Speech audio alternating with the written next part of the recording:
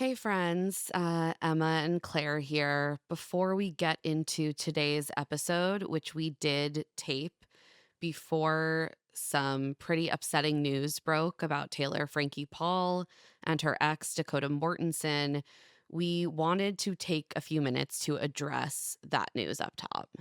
So on Sunday night, TMZ broke the news that the Secret Lives of Mormon Wives season 5 production was on pause due to a quote heated blow up between Taylor Frankie Paul, who is the star both of the Secret Lives of Mormon Wives and The Bachelorette's upcoming season, which premieres on Sunday, March 22nd, and her ex Dakota Mortensen, who is also a character on Secret Lives of Mormon Wives.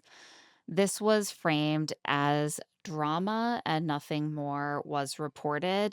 They have a pretty well documented history of having dramatic reconciliations and breakups. So we went ahead and taped our Bachelorette cast bios episode on Monday morning. After we did tape, more information came out both through TMZ and other outlets like People Magazine. This is still a developing story and one that we want to really be responsible with and therefore approach with a lot of care and caution. But as of Monday night, when we are taping this current segment, this is what we know. TMZ reported that there was an incident between Taylor and Dakota in late February, which escalated. They say, quote, things came to a head late last month when Taylor and Dakota were driving in his car and got in a heated argument. We're told a drink was spilled on the seat and on Dakota, and he became enraged. Sources connected to Taylor say he got physical with her. We're told Dakota called the police and said Taylor was the one who got physical. So you have conflicting reports there. According to TMZ, also, some sources say that Dakota, quote, went MIA for nearly 3 weeks after this incident, which is ultimately what caused production on Secret Lives to pause. Other sources, which they identify as being, quote, close to the show, claim that production actually shut down because other cast members refused to film. It's unclear if that was with Taylor, with Dakota, with both of them, but they refused to film in the wake of these child and spousal abuse allegations. Yeah, it's unclear to me from this how the children are involved, if they were they present in the car? According to TMZ, I believe that the child abuse allegations are Mm, separate gotcha. because they also reported that, quote, separate from the car incident, since DCFS had received numerous calls from Dakota alleging abuse, I believe, surrounding their son, Ever. There is currently an open investigation, and we've learned both Taylor and Dakota were ordered by DCFS to undergo a psychological evaluation. The psych evaluation has not been performed, I guess, as of this article being published. Yeah. So allegedly, production of Secret Lives is set to resume soon. According to TMZ, quote, sources say production is about to resume. It's unclear what role Dakota will have going forward. And also, as of now, this has apparently not impacted ABC's decision to move forward with The Bachelorette, which of course was filmed months prior to this and is set to premiere on Sunday night. Given the fact that there is an ongoing open investigation, and as we've just outlined, there are some kind of convoluted and opposing claims from Taylor and Dakota's camps, we feel like at this point it is impossible to really responsibly evaluate exactly what happened here. We also know that abusive relationship dynamics can be quite complex. And again, we really want to be responsible with the way that we talk about this story. And so, for that reason, we will be withholding further speculation in this episode, but we will be following the story very closely as it continues to unfold. And we will be addressing anything that happens in the future. First and foremost, I think we, like everyone else in America, really hope that Taylor and Dakota are separated from each other now that they're getting the help and support that they need, especially for the sake of their son and Taylor's two other children. There are a lot of people who this kind of dynamic could be affecting, and everyone deserves safety and a chance to move forward in a healthy way. It's clear that there is nothing safe or healthy about this relationship. We also see this throughout the entire run of Secret Lives of Mormon Wives, especially this past season. It's really affecting not just them, but their children, their families, their friends, their colleagues. There's a big blast radius on this, and it's obviously tough to see that it has continued to suck them back in. And we're hopeful that going forward, there will be a cleaner break. Yeah, we really, really hope so. Given that as of now, The Bachelorette is still moving forward, um, we are still going to share the episode we had previously taped about Taylor Frankie Paul's cast of men. If you don't feel like listening, we completely understand. Obviously, the tone of that discussion is a lot lighter than the one that we are having here because, of course, we did not have this information when we were taping that episode. Um, just know that we take all of this incredibly, incredibly seriously. We are trying to approach it with as much responsibility as we possibly can. It makes us deeply sad. And we just, as Claire said, want this all resolved in a way that prioritizes the safety of everyone impacted. Yeah. And the back half of our season 4 of Secret Lives coverage will be coming soon on Rich Text over on Patreon. Um, Hopefully, there will be a little bit more reporting, but either way, we will be diving a bit more into this story and the potential ramifications for The Bachelorette as it airs, for Secret Lives moving forward, and trying to sort of sort through some of the bigger forces at play here. Because, of course, we can't know what happened exactly in this incident, at least right now and possibly ever, but we will be wanting to kind of process what this means given Taylor Frankie Paul's position. And um, so we'll have a lot to dig into there. That will be coming out at the end of the week on our Rich Text Patreon. And now let's get into our previously planned cast bios episode. Welcome to Love to See It, a podcast about a bachelorette being wooed by cowboys, Dakota Mortensen lookalikes, and a handful of Mormons. That's right, y'all. It's nearly Bachelorette time. I feel like we've been waiting for this season for so long. It's finally here, almost. And to get ourselves like really in the mood before Taylor Frankie Paul's big journey begins on Sunday night, we needed to take a close look at the 22 men who will be vying for her heart. And before we get into that, a little housekeeping. If you missed our Love is Blind season 10 coverage, you can scroll back in your feed. It's all there. We even did interviews with Emma and Jess from this season. They were so fun. And we had just a blast covering this dumpster fire of a season. So It's please check true. that out.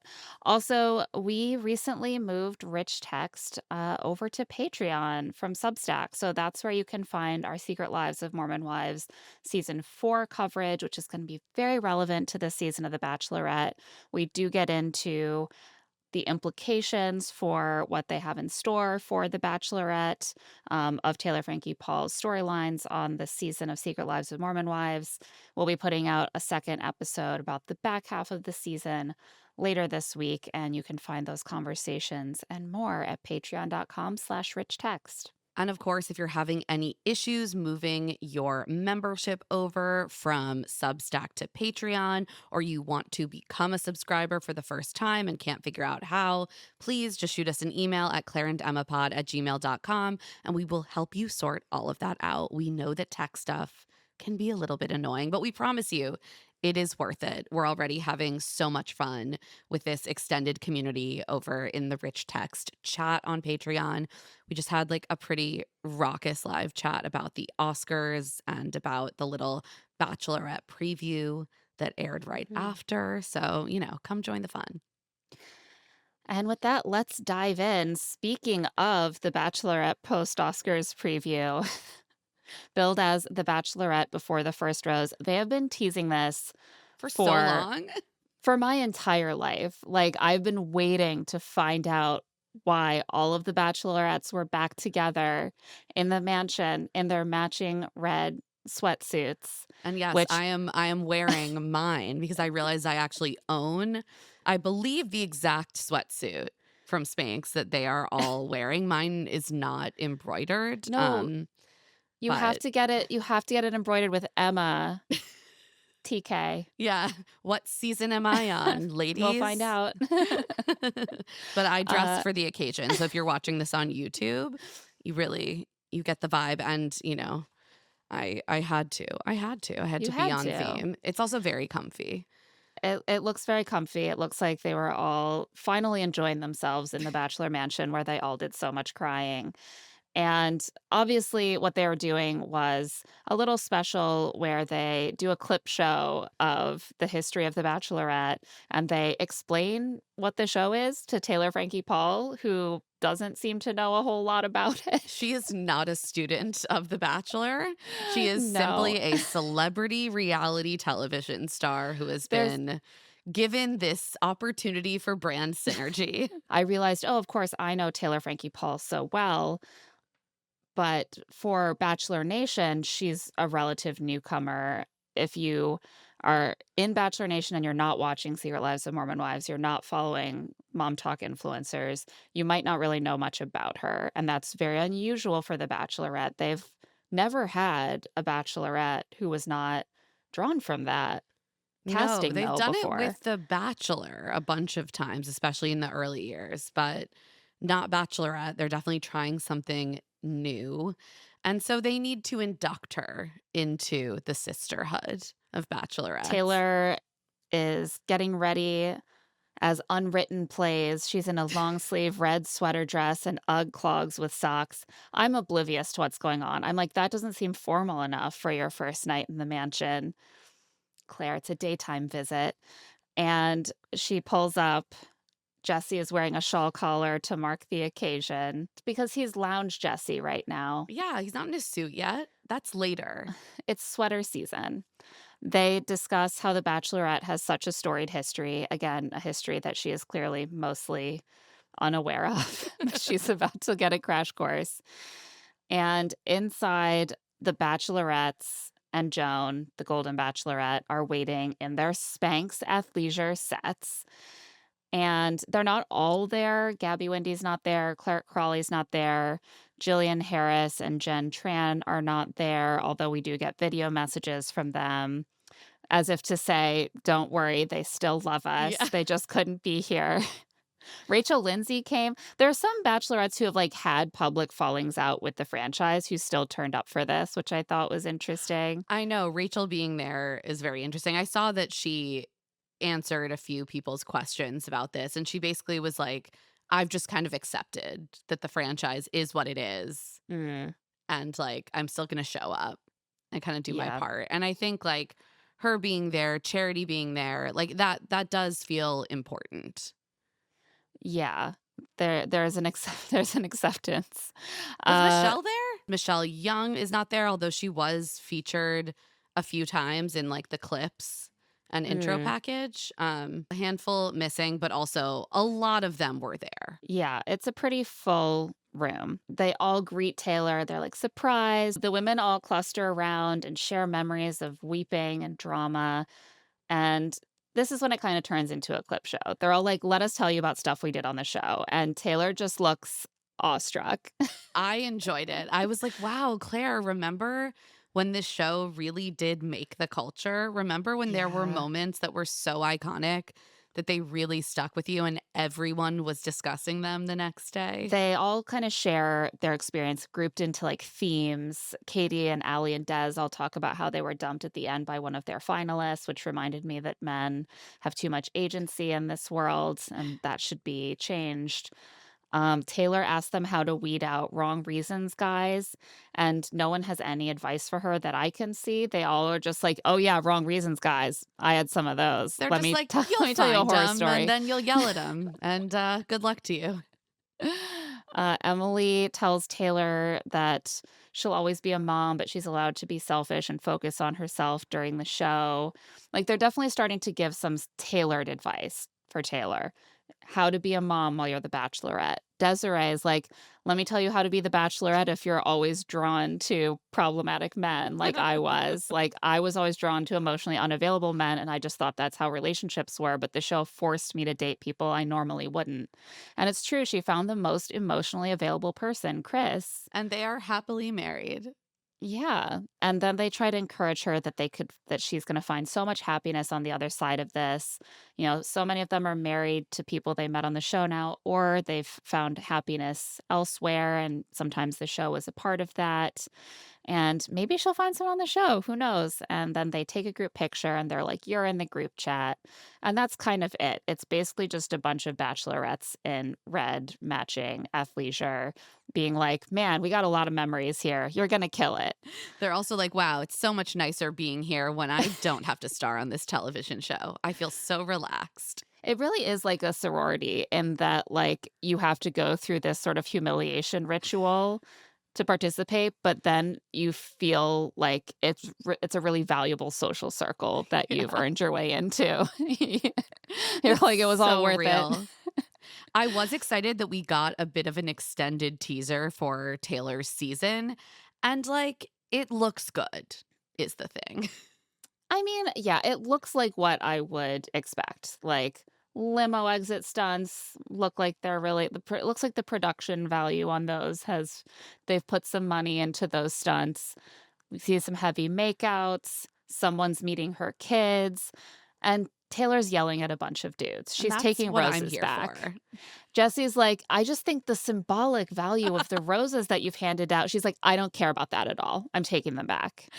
See, and these are the things that I'm going to enjoy about Taylor. Yeah, because sometimes it is, you have these people on the show as the leads who are often quite susceptible to producer pressure. Understandably. That's probably often partly why they were cast, or it's why they did so well in the environment of the show that they came out of, the other version of the franchise. But, like, Taylor is not that person. Taylor's the person that everyone in her life is like, "We will cut you off if you speak to Dakota again," and the next day she's like, "I slept with him. I don't give a fuck. Leave me alone." Why wouldn't everyone just leave me alone? And to see that play out as Jessie kind of, like, gently massage her approach to the situation, and she's like, "I'm picking up what you're putting down, and no," is the thing. You know, the thing is, no, give me all the roses back. We're starting from scratch. I don't give a fuck that I gave them to you. Yeah, like, I think that this particular show, I think it could stand to have a little bit of that energy that she has in abundance. We see someone who looks like Casey say that he loves her. We also see a good amount of, like, Doug, Shane, Mike T. At the end, she's ready to take a risk, but is the other person? And Jesse claims this is the most explosive season yet. And I maybe do believe him actually in this I case. think it's maybe the most explosive season in a while. Yeah, maybe They not just reminded ever. they just reminded me of all the past explosive seasons, so I'm I think it withholding might be the judgment. most explosive season in the sense that the lead can explode the whole premise of the show. Yeah, there won't be a show left by the end of this. I'm excited, and I love that the show is, like, really taking a swing. It's really trying things. And we'll see. We'll see. Like, we'll see how it plays out for them, but the fact that they're, like, definitely investing in, for example, the social media rollout in a meaningful way, it doesn't feel like they are posting stuff on social media that was packaged for a different kind of publicity, which is kind of the traditional way of doing it. Exactly. I think that we have felt for a long time now that The Bachelor has really like sat on its laurels as like the preeminent narrative dating show. Like it Mm. has been kind of stuck in its glory years of like 10 to 15 or more years ago. And it kind of has just ridden on the fact that it was at the center of the culture at one point. And they need to try new things. Some of those things might really fail, but I think the only way this show survives is to take some of these big swings, throw shit at the wall, see what sticks. And I agree that the social media rollout of the cast that we've seen has felt promising. It's at least felt like the people working on this show acknowledge that we are existing in 2026. Right. So, like, the men all had reels pre-prepared for the cast's official announcement that were all set to Ray's husband, which is obviously a huge TikTok meme in its own right, and they were clearly like, "What an appropriate trend for us to hop Yes. on." Which gives you a chance to kind of like get to know a little bit of maybe the personality, the flavor of each of the men, but it also presents them with a certain cohesiveness between them as a group. Like it gets that like conversation going. And the official Bachelorette account tagged all of their accounts in the cast announcement. They're like integrating the social media platforms and they're speaking that language And they in have a to. sense. There's no Yeah. other option at this point. So, Yeah. And doing they're it the trying. Bachelorette way by being like, and you will all make the same reel. Consistency, accountability, results. Okay, let's keep this buttoned up. Still has that still has that unique Oh, yes. conservative Bachelorette vibe. So let's get into these men. But first, I think we should take a quick break. When we get back, we will go through all of these bios. And we are back. Let's talk about Taylor Frankie Paul's guys. 22 men made the final cut. We did do like a preview episode a while back when they dropped the initial more casual photos and cast list of like all the men they were considering. It's now been winnowed down to 22 guys who get official bios. And this is like a smaller cast than usual, which I kind of enjoy because I think it'll mean that we will get to know more of these men. Yeah, I agree. I don't know what the thinking was behind that, but as a person who is about to go through all of the bios, I really appreciate that. They are ages 28 to 43.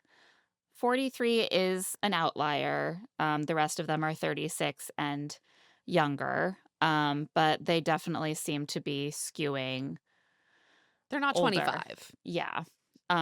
Perhaps a nod to the fact that Taylor has 3 kids and like is not in a super like young, free-spirited phase of her life.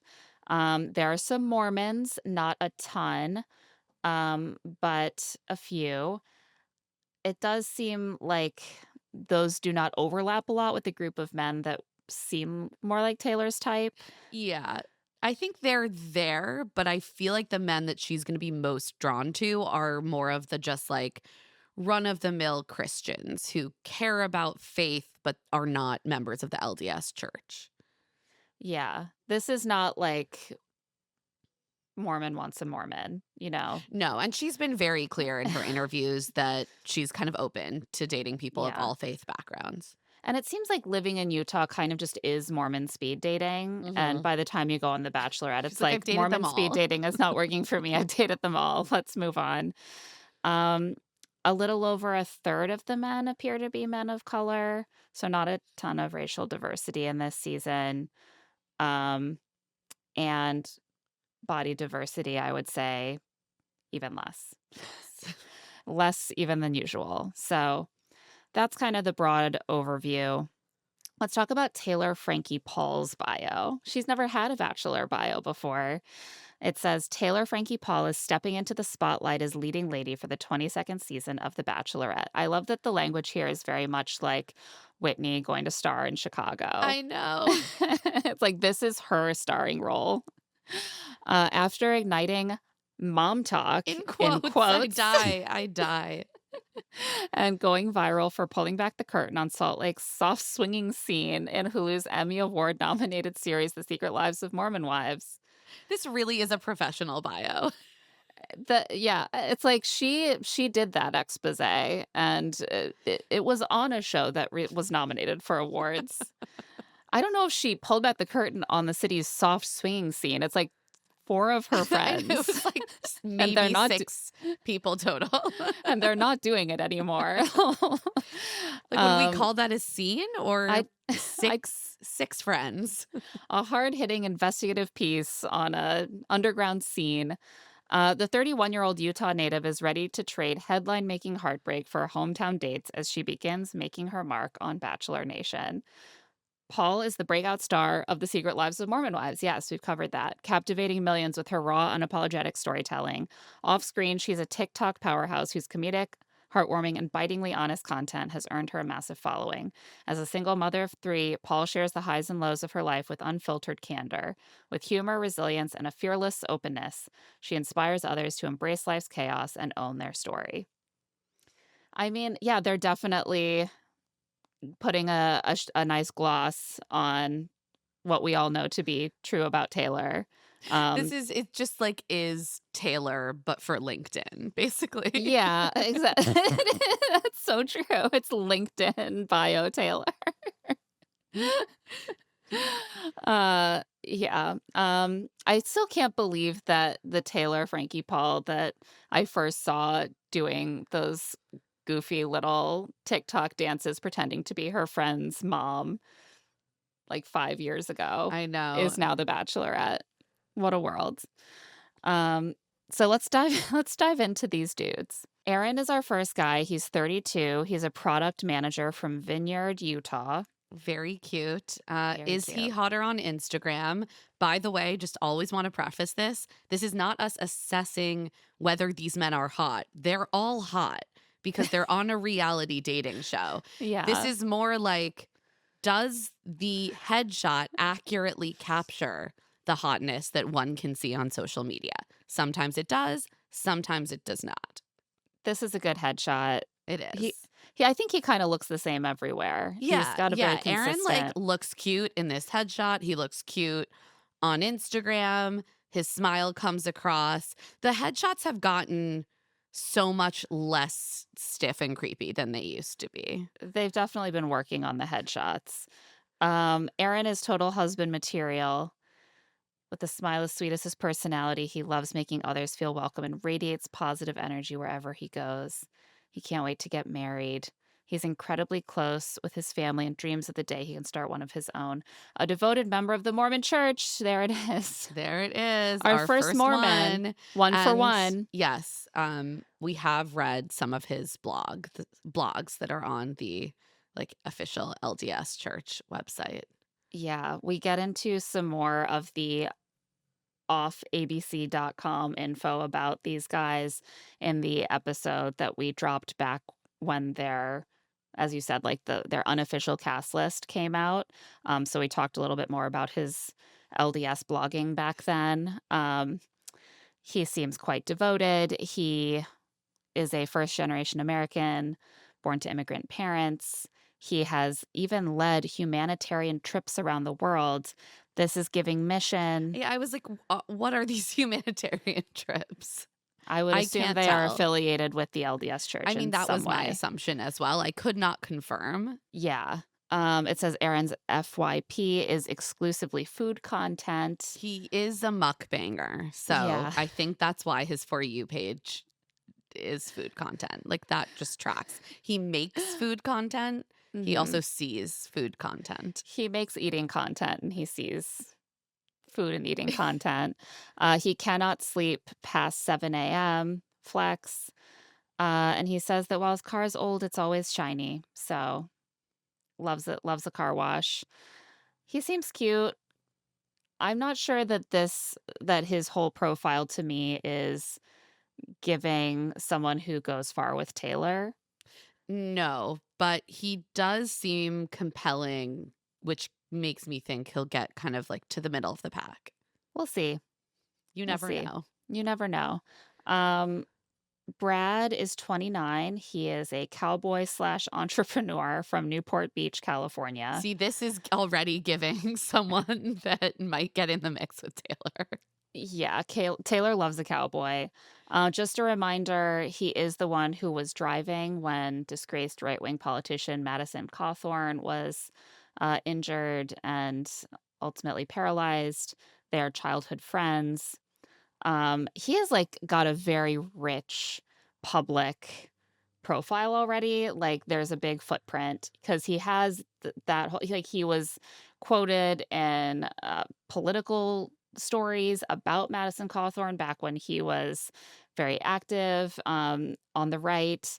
And he also is an influencer, like A a sort of, cowboy influencer, he's a conservative cowboy Christian masculinity influencer. masculinity influencer, and the kind that seems to be, like, geared toward women, where it's always, like, content about how to be a man who, like, shows up in his masculine and, like, makes allows a woman to flourish and, like, all these things, and it's like, in Yeah. theory, it's advice for men, but it's really so that women can just swoon and salivate over him. It's like soft manosphere content. It's not giving like Andrew Tate, I hate women. No, it's trad. Yeah. It's trad manosphere. It's like, you should be the most buff, masculine, but also, flower giving and, gentle spouse so that your sweet, godly wife can blossom into her fullest femininity. Exactly. He like one of the videos that I saw on his profile as of late, it has a caption that's like, or the text like on screen says, masculinity isn't toxic. The absence of it is. And then it's basically like all the things you think are masculinity. That's not actually what masculinity is. Yeah, that's what we call the no true Scotsman fallacy, Brad. Like, get Yeah. We're told educated. that masculinity is controlling, manipulative, self serving, and more. Yet, those are the least masculine traits there are. Oh, I'm sorry. What are Oh, you what kind of traits are they? Are we saying maybe those are the opposite of masculine? Like, are they feminine traits? Is that what do you mean by that? Say well, what more. he means is the Bible describes how a man should love a woman, and it, quote, is essentially telling us to, quote, die to ourselves. Now, that doesn't mean quit your job and follow your crush around like a simp, because a Oh, man wouldn't yeah, do that. don't be a But simp. it does mean you make the hard sacrifices for the better good of her and the other people in your life. It means you take pride in pursuing the opportunities God gives you and work to provide for people, not control them. It means you take the hits so they don't have to and are equally ready to give them when you need to. There's a convoluted philosophy going on here. He's like, masculinity, it's just only good. It's all the good things. Right. If you ever think that something is masculinity, but it's bad, don't worry. That's actually not masculinity. That's another thing. We won't say what it is. Yeah, So that's I Brad. don't think Brad is ready to join Dad Talk. I think even Dad Talk would feel like a come down for Brad because that's way too close to following your wife around like a simp. Unfortunately, Taylor Frankie Paul is a superstar, so I think she's going to be looking for a simp, to be Honestly, honest. yes. Is he hotter on Instagram? I honestly think yes. I think this headshot is a little It's doofy. a little dweeby, right? Yeah. I don't think that I would like him very much, but I can't deny that. I mean, he's a handsome guy. There's a reason that he's been able to be successful as like a cowboy influencer. Yeah. I also wanted to note that, like, I was following him because we had done the previous episode and I had followed all of their accounts. And he got a lot of pushback from his mostly female followers when he was officially announced Really? as being on this cast. Wait, for what? Like, it's not godly to go on The Yeah. Bachelorette? Oh, wow. They felt he wasn't living his values by going on the show, and I think specifically to date Taylor, like, she's someone that there's a Mm. lot known about. It doesn't necessarily align with what they saw his content as promoting, which is like, I'm going to be sort of this perfect, virtuous, masculine man for the perfect, virtuous, womanly woman. And also a lot of people being like, I'm so surprised you're going on The Bachelorette, but you'd make a great bachelor, LOL. Much to unpack there about how a masculine, perfect hero like this should be the bachelor, but it's kind of like weird and Well, you off can't be like to. pursuing a woman in competition with other men. Would a masculine man do that? No, that's simp behavior, to be honest.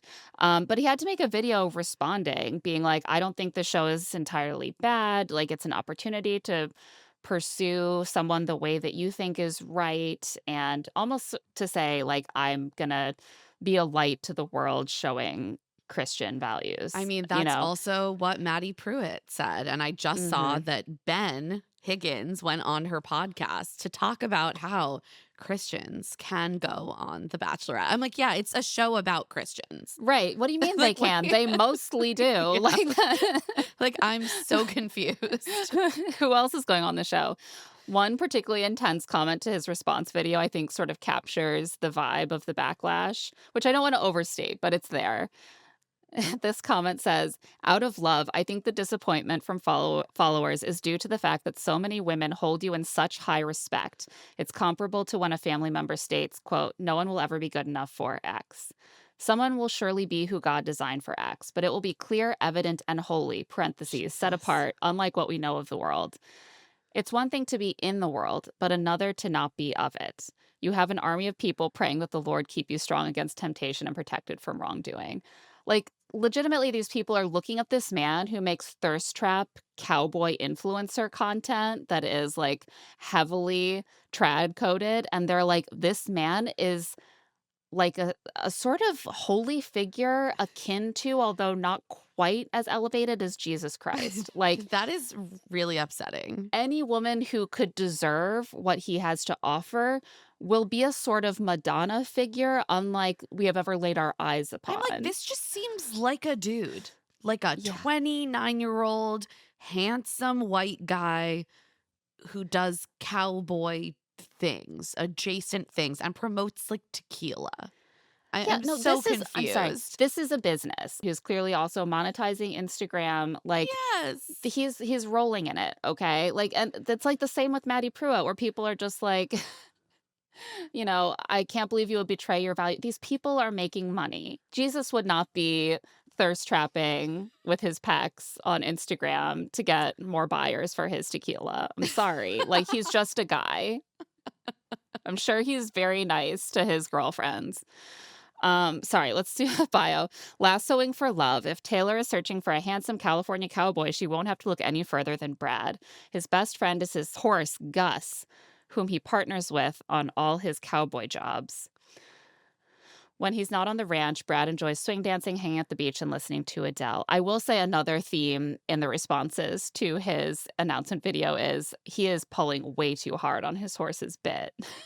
A lot of horsemanship Wow, I critiques. don't know anything about horses. I know all the horse girls were like, "Sir, please think of Gus's mouth." This fearless romantic is ready to start a family and prides himself on being a generous, loving partner. Brad is working toward getting his private pilot's license. Once he joins a volunteer firefighting crew, he's going to be basically the ultimate like bachelor. I He mean, really as is. someone who has been watching Love Story, I'm just yet again reminded of the dangers of pursuing a private pilot's license for fun. Yeah, you will never see me getting into a small plane, a small Never. aircraft. I won't do it. Absolutely not. However, all these women who are like, I guess you can go on The Bachelorette. You really seem like you should be the Bachelor. This is how you do it. You go on The Bachelorette while being a cowboy who is also a pilot. And So again, true. I'm just going to suggest that maybe you consider also becoming a firefighter, although entrepreneur is pretty good too. Brad would have been an incredible gladiator. He's clearly one of those men who thinks about the Roman Empire a lot. Constantly. It also smacks of like, I could beat Serena Williams in a tennis match. I'm like, what do you mean you would have been an incredible gladiator? How do you know? He You're just knows. pretty He's thought confident about about it. that. Brad prefers a white rose to a red one. It's less basic. I think of them as funeral roses, but they're also beautiful. That's Brad. I do think that he is, to me, out of this cast, a Bachelor frontrunner. He's got Yeah. the following. He's the type of guy that the show loves. They haven't had a cowboy type in a while, but they love them. The pilot thing too. He's got all of these sort of conservative coded but palatable beliefs that he wants to push about the right way for a man to be and to be in a relationship. I'm Oh, a little yeah. worried. No, I'm a little worried too, and I think that he's gonna be a strong contender. So we will see what kind of showing he puts in on the season. Next up, we have Brandon, a 28-year-old loan officer from Spearfish, South Dakota. Is he hotter on Instagram? Uh, Not like hotter, but the vibes are different. Like he's more beefcakey on Instagram. Like it's just a Yeah. lot of very veiny, muscly mirror shots on Instagram. No, I can see that. Yeah. He's sort of giving thick neck, like, I'm a bodybuilder on my day off here, but you can't fully see it. Yeah, the headshot is like a bit like softer and Yeah. sweeter than We his need to vibe on see the Instagram. pecs. Yeah. Brandon is a single dad whose world revolves around his amazing I kids. think he's the They first of 3 single fathers on the mhm. cast. They keep mentioning his kids, but not how many. Does he know how many? Like, They're what's the there, vibe Claire. there? Don't worry about it. We'll learn, maybe. He doesn't live in Utah and he has multiple kids. This really seems like a tough situation. I feel like they're leaning into the single dads because she can't judge, right? Like, they surely will understand each other's obligations, but they actually have conflicting Well, that's obligations. the thing. I'm pretty sure all of the single dads do not live in the same state as Taylor. And so I'm just going to assume that it's not going to be easy for them, like it's not easy for Taylor to uproot their children. Right. I just don't see that working out. No, I think I'm sorry, she needs a simp. She needs a simp with no kids who's going to be moving to Utah and joining the cast of Secret Lives of Mormon Wives. Literally, this whole show is an audition to join the cast of Secret Lives of Mormon Wives. Um, this self-described mama's boy is looking for a wife to settle down with and build a life. I'm always like, oh no, is he looking for a new mommy? Well, this is the thing. They also, throughout these bios, refer to a number of these men as like a mama's boy, or he's very close to his mom is his best friend. Is there a subtle implication that because Taylor is a mom, that like this mama's boy will be looking Yeah, for like a it's like new some mom? Like, transference is gonna happen. right, like, well, she's a mom and he loves a mom, so perfect, like, she needs a mama's boy. I also, like, hate the mama's boy thing because I think it's really stigmatized, and I think it's really nice for children of all genders to be able to stay close to their moms, she says, having only sons, and I want them to still talk to me when they're adults, but, like, No, yeah, it's I think weird to you keep you being would like, love your "These are mama's sons to have boys." a wonderful relationship with you, and I think it's lovely if these men have wonderful relationships with their mothers. But when it is like harped on in this way, and it's like the defining characteristic of this man is that he's a mama's boy, there's just always something like a little flag that goes up for me, and I'm like, oh no. No, I truly think they're emphasizing it more in these bios because Taylor is a Well, mom. And they're like, exactly. his type is clearly mom because he's a mama's boy and she is a mama. Oh, So Lord. QED. His idea of the perfect date is a sunset hike followed by pizza and cuddles on the couch. Every time a guy describes his perfect date in these batch of episodes, I'm like, why does this feel wrong? And I'm like, oh, the only kind of date I've seen Taylor have is making TikTok content together and then hooking up. And none of these sound like that, you know? Like, do you want to make TikTok content together? Do you want to make cryptic videos that make it seem like maybe you're dating or maybe you're breaking up? I do think she would enjoy pizza and cuddles on the couch. She For does. She's a sure. homebody, but like Taco Bell on the couch would be more Taylor. Uh, when Brandon isn't working or enjoying time with his kids, he loves watching Peaky Blinders, rock climbing, and cheering on the Chicago Bears. His all-time favorite movie is The Notebook. That's a trigger for me personally after watching the latest season of Love is Blind. It's No, giving Steven. I hate to distrust men's accountings of themselves, but that is the movie that you pick if you want to convince women that you are like the perfect guy. Like, is it real? It's not even my favorite movie, and No. I love romances, but it is sort of the archetypal romance Yeah, movie I'm that like, you "You can coward, tell mention. me your favorite movie is When Harry Met Sally." You know, I would believe that. No, I wouldn't. But, you could get a little more obscure with it than The Notebook, or it just you can be a romantic and like a movie where men fight. I don't care. But, like, when you say your favorite movie is The Notebook, it just makes me think you're trying to manipulate me at this point. We've seen this film before. He, loves the smell of roasted marshmallows, and he does not do complex card games. I don't think a lot of these guys do complex card games. I bet Dakota doesn't either. I feel Yeah. like they're not looking to work out their brain cells when they're relaxing. Casey is 30. He's a mechanical engineer from Nashville, Tennessee. We do see him in that extended promo that we talked about earlier, so he's clearly gonna be present in this season. Is he hotter on Instagram? This is a handsome and accurate headshot, I think. I agree. Everyone's been fixated on one specific person as looking a lot like Dakota, but to me, this is a guy who is definitely within Taylor's wheelhouse looks wise. Mhm. And he's got this interesting, like, obsession with 3D printing that has that little bit of, like, tacky influencer vibe that actually kind of seems like it would mesh well with Taylor to me. No, I'm I like, "Oh, can you see it. 3D print spurs?" Like, I feel like you would vibe. I love the way that this bio is written. On the surface, Casey is a handsome Nashville guy with striking blue eyes and a six pack. But beneath it all, he's an emotionally intelligent romantic. They're like, when you have What? blue eyes and a six pack and you cannot be emotionally intelligent, those are mutually exclusive qualities. Well, not in this case. We Can you found believe we found the one? this seeming contradiction. They're often trying to cast these men as romance novel heroes, and this is such a type of Oh, romance yeah. novel hero. It's like he's so handsome and he has a six pack, but he's actually not a fuckboy at all. He's so smart and romantic.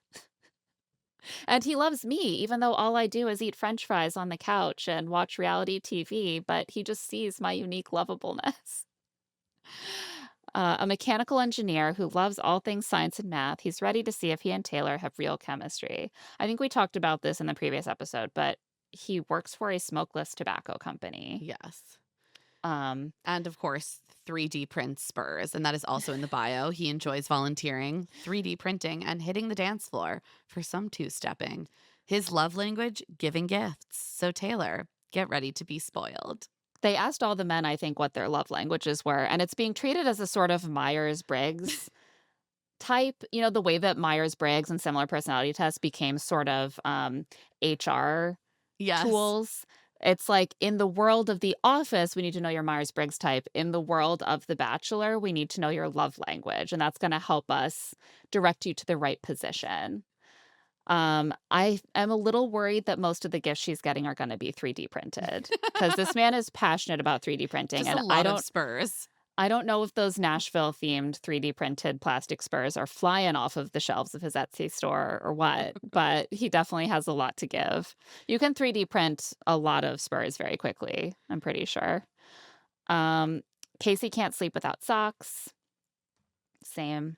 You got to have those feet safe, snuggled up. He loves Steve Irwin. And if he could have any job, he would be the director of a science museum. I love that. I know, it's like the STEM version of a very humanities coded dream job.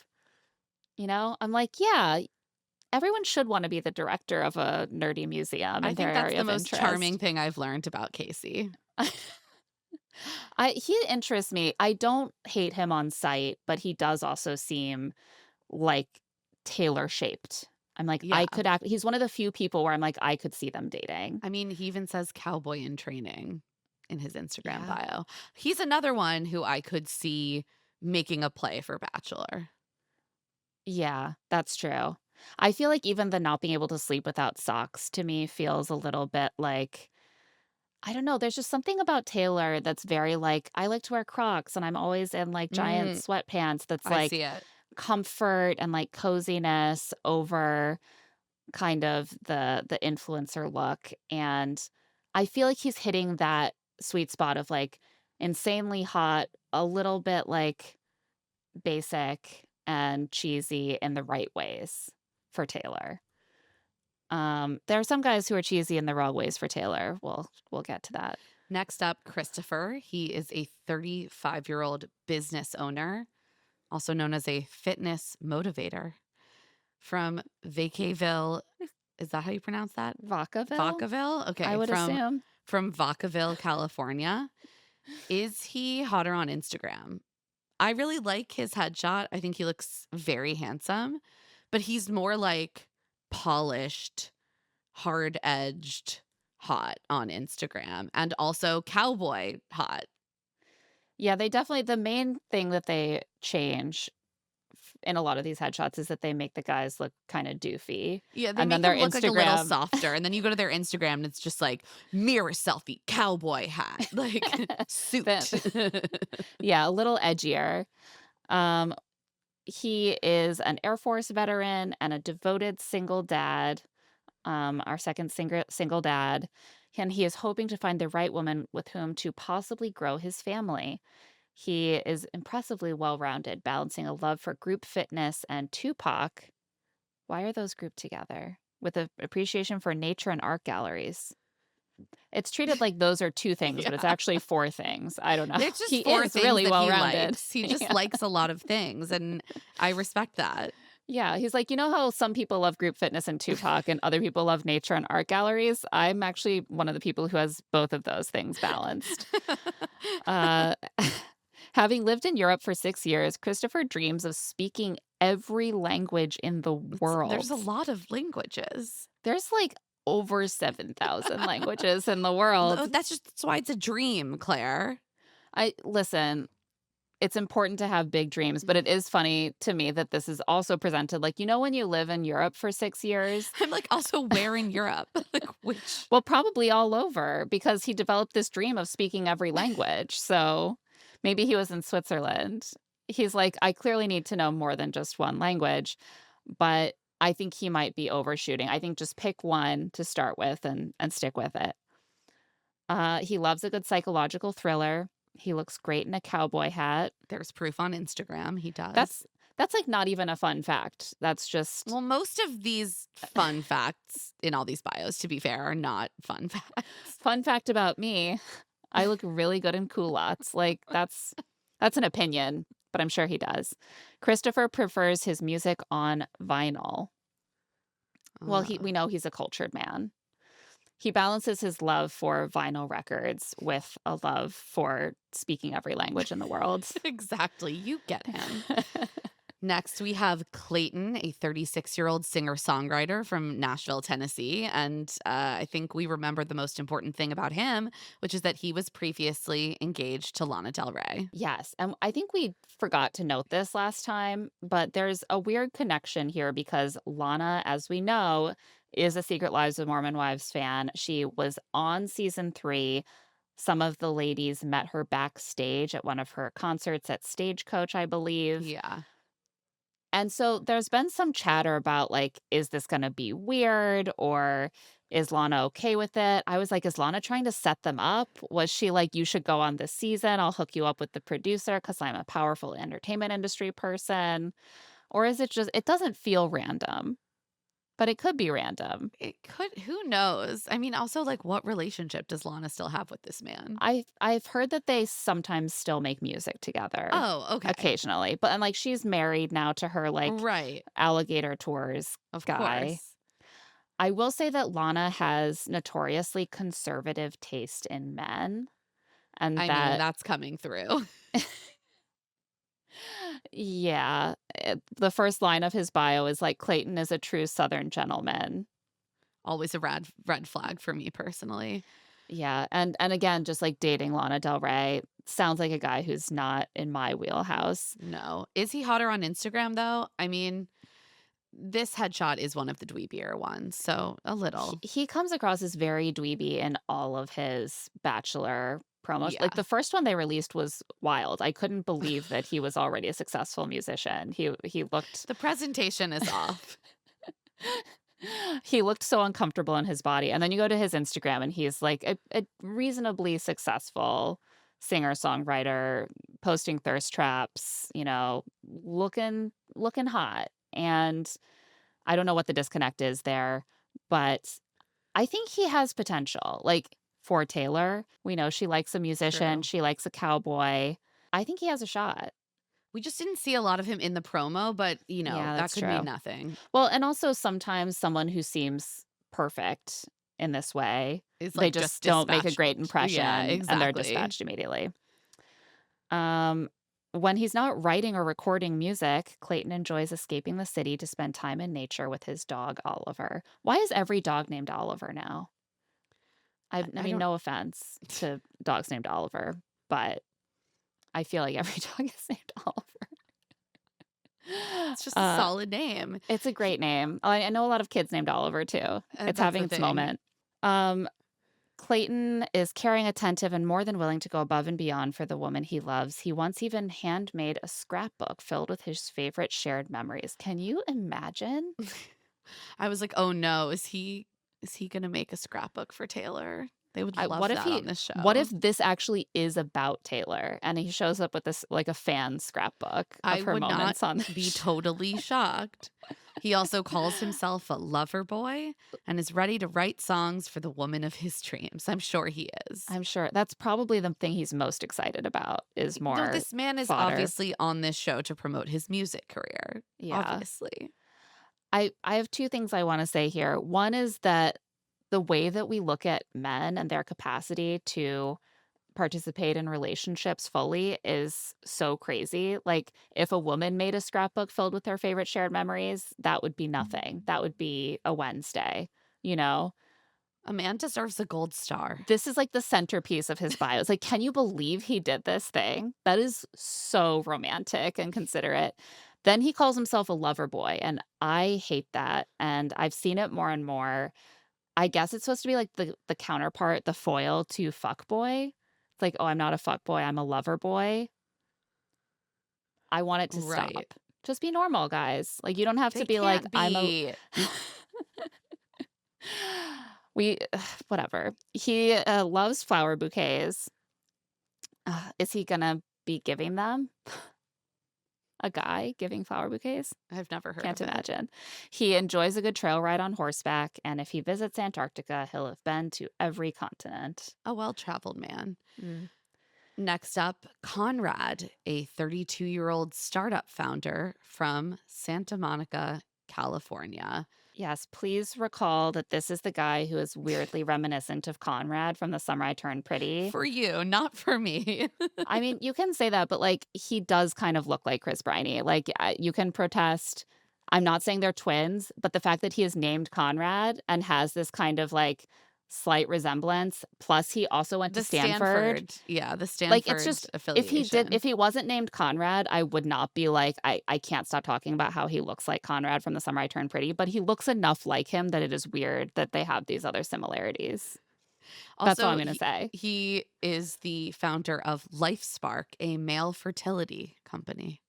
Mm, he's we did talk about this and how the website is covered with all these scary graphics about how men contribute to 50% of infertility cases and sperm counts are declining globally by 1.4% every year.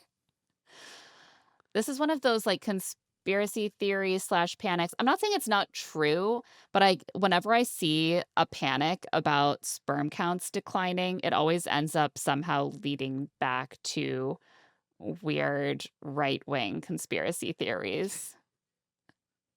So, We don't know anything about his politics, but no, we don't know anything about his politics, but I'm saying that that kind of messaging is just a red flag for me. that's Um, totally fair. I fully support attention being paid to the fact that men are often the reason that there is infertility. It's typically assumed when a couple is struggling with infertility that it is because the woman has some sort of issue. So we should remember that men can also have these issues. Is he hotter on Instagram? Uh, the headshot feels pretty accurate to me. Mm, Like maybe a little. I think he's a little hotter on Instagram. It's not super inaccurate, but I don't think that it's the I most mean, like, flattering. yeah, I'd say again, it's like in like there's like black tie photos on his Instagram. I think he He's just looking looks kind of sharper. clenched to me. And like he looks more relaxed in his Instagram photos, and that's what Yes, I'm that's very responding to. true. Sometimes you just want to see a man who's relaxed, and he's not like stressing about male factor infertility all the time. He holds an MBA from Stanford. Okay, Conrad. And he started his own business, which is this fertility business. He He is is a proud mama's boy. Oh he no, another one. another mama's boy. Again, I feel like it's weird that they keep bringing this up for this season where they're dating a mom. He's ready to be a different mama's boy. They Oh. don't say that. That's just what I think they're trying to convey. He is a self described hopeless romantic who loves planning over the top dates designed to sweep his lady off her feet. So, what I'm hearing is that LifeSpark is doing well and he's ready to take her on some fancy excursions. Love that for him. Words of affirmation is his love language. Again, they clearly asked everyone. Conrad believes that food is merely a vessel for sauce. In some cases, I do agree. I feel that way about cauliflower, for example. I sort of agree. I do think that like dry food is a scourge, you Yeah, know. yeah. Look, I'm sorry, I'm a sauce gal. Conrad has been to Stagecoach 12 It's times. alarming to me. I did not see this from Conrad. Out of all the men here, 12 times? He never misses a Stagecoach. Could he have been in the background of Secret Lives of Mormon Wives season 3? Like half of which was at Stagecoach. Very He was possible. there, Maybe that's where he was surely. recruited. Oh my God. Do you think they were just going around to various square jawed men and handing them application packets? Conrad is an Eagle Scout, which he reeks of Eagle The Scout. vibes are there. If you were to go through all of these and pick out one Which headshot one of do you someone, think is most likely to be an Eagle Scout? You'd go right to Conrad. right to Conrad. Like Oh, even in his headshot, you could just imagine him in a little Boy Scout uniform. Next is Doug. Doug is 28. He's an ocean lifeguard / model from San Diego, California. I mean, like half of these men are models. They don't want to say it. No, well, they recruit too many models and football players that they have to start hiding or downplaying that they're models and football players. It's not a selling point anymore. They have to find something that seems more specific or unique rather than be like, we got 22 models and ex-football players to date the lead. Also, this man is a hotter Dakota. I'm sorry, he's very handsome, and He's I don't think Dakota is handsome. same. No, So he's hotter. way hotter. He's way hotter Dakota. way hotter. Like Dakota is No, Timu because Doug. again, this man's a model.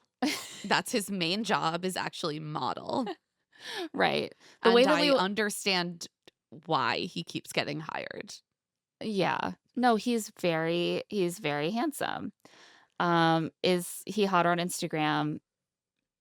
No. Just very hot No in need. both places. Yeah. Like, We this definitely is see maybe the best headshot of the group. yeah, again, I think we see a little bit more edge on Instagram. They like to have a safe-looking man in these bios. Doug is an ocean lifeguard and avid surfer, and he's ready to dive headfirst into this journey with Taylor. When he's not at the beach, he enjoys watching friends, cheering on the Lakers. Thank goodness he's comfortable in the water. He can dive headfirst into the journey, and he can cheer for a team that is named after a body of water.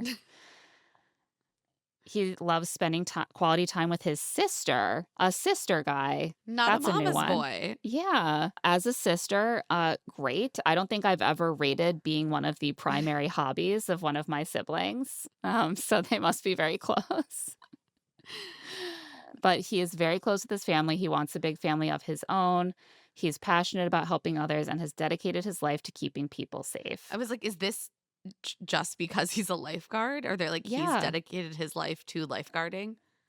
Apparently. I mean, lifeguarding is very important. Do you know how It dangerous is. the I just water normally is? wouldn't be like, and this man has dedicated his life. His Well, life. Like, he's 28. Like, how long has he been lifeguarding? Okay. No, lifeguarding is very important. I it's agree. very important, and he is committed. Did he hear that they're rebooting Baywatch? Because it sounds like he's doing real life There's an Baywatch. opportunity there if he doesn't join the cast of Secret Lives of Mormon Wives.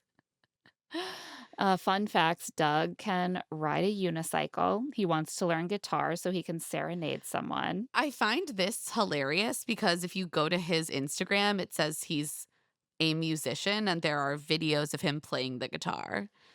Wow, that was fast. Yeah, like he wishes to learn guitar. When he joined the show, he was hoping to learn the guitar one day, and now several months later, he actually is a musician. That's one of his careers. That's so funny. Lifeguard, ocean lifeguard slash musician. Oh boy. This is the guy that everyone has been joking about. Looks so much like Dakota that they are definitely that Taylor's immediately going to pick him. I I- also think it's an advantage that his name starts with the same syllable. No, So you're if you so started right. accidentally saying Dakota, you could just pivot to Doug halfway through and like you might be able to really pull that off. Like, I think this guy's gonna do well. Also, I think he's gonna do well because we have like seen him in random shots of like group dates and from the season, and also he's in the promo. Yeah, he's going to stick around. Yeah, His love language is great banter. Taylor would love that. Let's see what becomes of Doug. On that note, we're going to take a quick break. When we get back, the rest of these cast bios. And we are back. So let's talk about Johnny, our Mm. 30-year-old former professional baseball player, minor league, of course, from Massapequa, New York.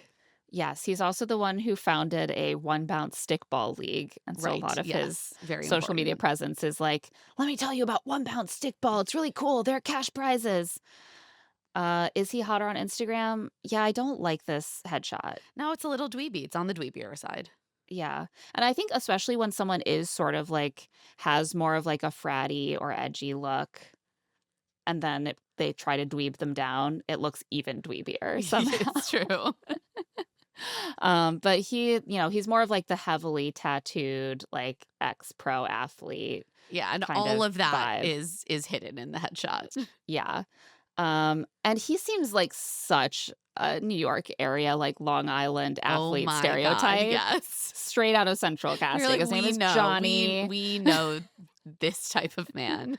We have all been at like the 13th step or something in New York City after work and encountered some guys like this. Yeah. Johnny is known as the life of the party. He thrives in any room he walks into, especially if there's karaoke and a crowd to hype. Okay, yeah, no, I see what's going on here. Lord. I'm just going to say that Taylor has said she thinks she needs someone who is not the life of the party. Like, that's the thing. She knows that she's drawn to that, and she is trying to move away from that. Like, can't you just see them having a big fight and then he goes on vacation with dad talk and they come back like, man, I fucking love Johnny. Such a good time. We like went out, we did karaoke. He was made us laugh. Like, we hit the dance Oh floor man, that's so true. because he loves hitting the dance floor. He loves playing team sports with friends. He loves cheering on Sounds the mats. exhausting. I know, I need a nap already, but, like, I've met a million of these guys because I live in the New York area, and I see what's going on here. His signature dance moves went viral on TikTok. I admit that I tried to find whatever Same. TikTok is being referenced. I could not. Like, he They has can't viral TikToks that I could find. They're not of him dancing. I was like, and what does this even mean in this day I and don't age? Like, know. these days, everyone's dance moves are going viral on TikTok for 15 And they're all the minutes. same. And they're all the same. Like, his moves, what I did see of them, were not viral, and they didn't look that unique and signature. Unique. No, I agree. He describes himself as a hoarder with order. I'm envisioning him having so many baseball hats and sneakers. Oh, you're right. That is what he's hoarding. Yeah, it's not like books. No, no, no. It's I a don't hat think so. collection. I think he has a hat collection. And I shouldn't judge because I married someone who's a Mets fan who has a hat collection. This is like But that another means level though. Like, yes, Greg is a Long Island guy who loves the Mets. The vibes are different. the vibes are so different. Um, but I am seeing so many sneakers and maybe, Oh, no, like, you're so right. replica jerseys. Oh God, no, I mean, no. you walk into the closet and it has those wire shelves, and there's just so Oh no, I can so see many them now. novelty I can see jerseys them now. and I'm getting baseball very hats. anxious. I don't want to think about it. Let's He's move got on. We must shelves move covered in on. sneakers. Okay, let's move on. Uh, Josh is 28. He's a sales manager from Provo, Utah. Geographically quite convenient. He is a member of the LDS church.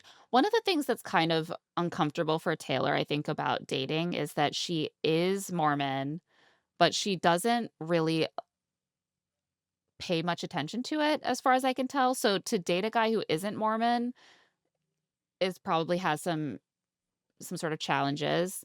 But at the same time, to date a guy who is Mormon must also be challenging. Like if Right. this is She's like an not observant like, Mormon, that's the thing. My understanding is that she still goes to church, like with her kids, but she's not like a super devoted by the books member of the LDS church, like super rule following, obviously. yeah. And that's the case with a lot of the women on the show now who have Yes. these more complicated relationships with the church. But then to date some of these guys who seem like very down the line, devout, nerdy Mormon dudes, I don't know if Oh, that's going to be a yeah. good Josh's match. headshot is real dweepy. It's rough. Is he hotter on Instagram? Like, yeah. Yeah, a bit. He's a little, I mean, yeah, a bit. Yeah, the thing is that like the dweeby vibe is less, and he's a handsome guy, but he still does have a dweeby vibe. Well, exactly. With If some of the guys, there's no dweeby vibe once you go to their Instagram, but with him, there still is. And it's giving like he's knocking on your door because he wants to talk to you about the Church of Yeah, Jesus I Christ of mean, Latter-day he's like Saints. still walking around in his like BYU t-shirts. Yeah. And like collars buttoned up to here, The link in you his know? bio is the Church of JesusChrist.org. Yeah.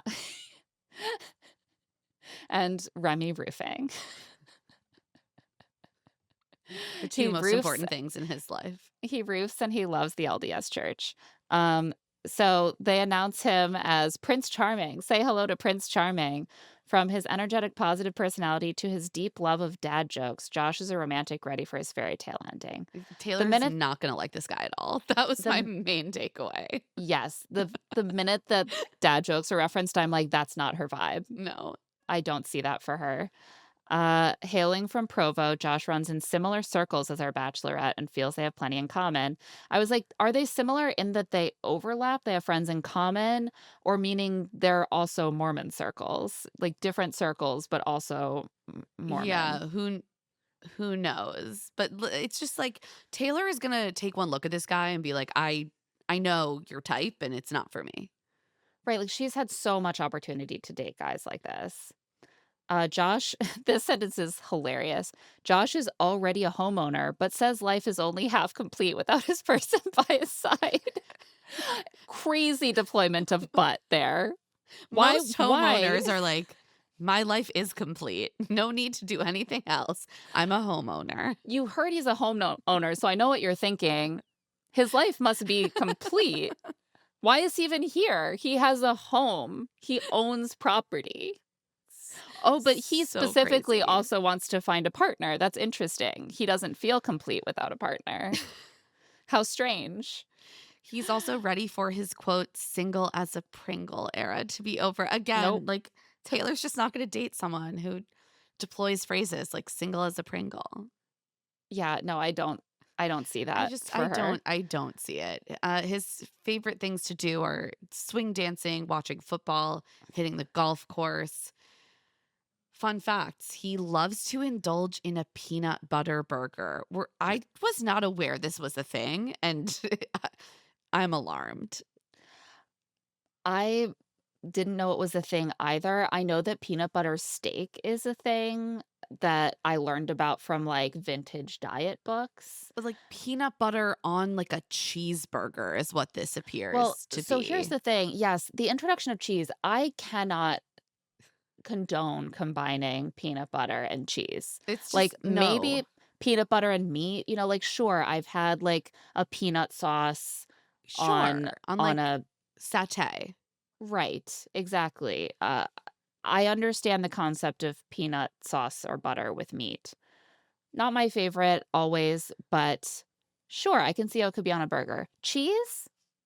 Pepper jack is what the description that I found suggests. I simply won't be combining peanut butter and cheese. Absolutely not. Absolutely not. I'm sorry, straight to jail. I'm sorry, Josh, you're not for me either. I don't think you're for And Taylor, you're not for and me. bacon. I'm also like, do you need 4 forms of protein on this No, sandwich? I hate it. It really sounds gross. He's also a Disney adult. Okay, this made me think, like, hear me out. Is being a Disney adult Mormon coded? Because I Maybe. feel like it is, but I why? also just feel like Disney adults, the vibes are a little different out west. Like the vibes of Yeah. like Disneyland feel different than like Disney World, which is what I am more familiar with. Mm. I think that there are also different varieties of Disney adult, and as a Very true. non-Disney adult and someone who is actually kind of hostile to Disney as a concept, and Greg always, like, kind of teases me about how I refuse to take the kids to Disney and I'm, like, ruining their childhoods. So I have my biases, right? But there are many different kinds of people who love Well, Disney as I adults. also feel like often However there are people who enjoy going to Disneyland or Disney World, but would not refer to themselves as Disney adults. right, and Those are different things. I think what it makes it feel Mormon coded to me, like, when I saw that this, like, really dweeby Mormon dude who seems quite conservative is a Disney adult, I'm like, "That makes so much sense." I feel like there is an element of, like, first of all, like, the focus on children, like, you should get married young Mm. and have a bunch of kids right away, you're re-immersed in children's pursuits and activities, but also, like, the enforced sort of, like, purity culture and innocence, which is sort Oh, of like yeah, feels like interesting. you should continue to focus on the kinds of activities and interests that we associate with children that are sort of pure rather than things that are edgier. That also feels like an overlap there. I was like, I don't know, there just feels like a really strong Venn diagram circle there. I don't know. Yeah. It just hit me in this moment. No, I see it.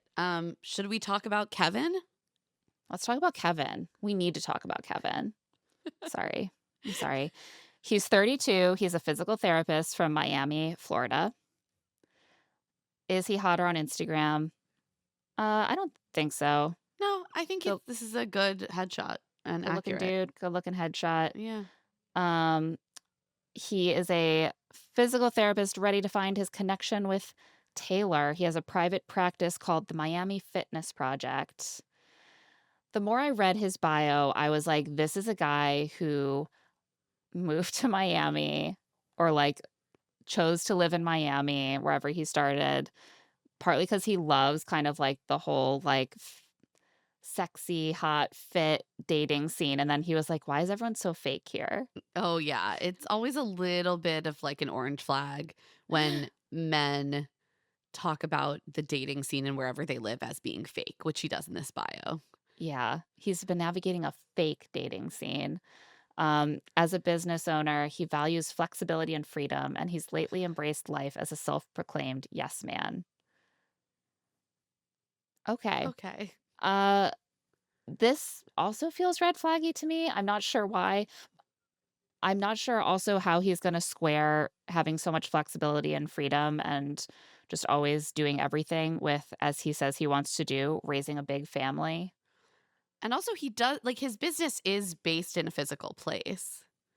Yeah. Like How he does that sees work? clients in a physical place for physical therapy. You can't do that over Zoom now?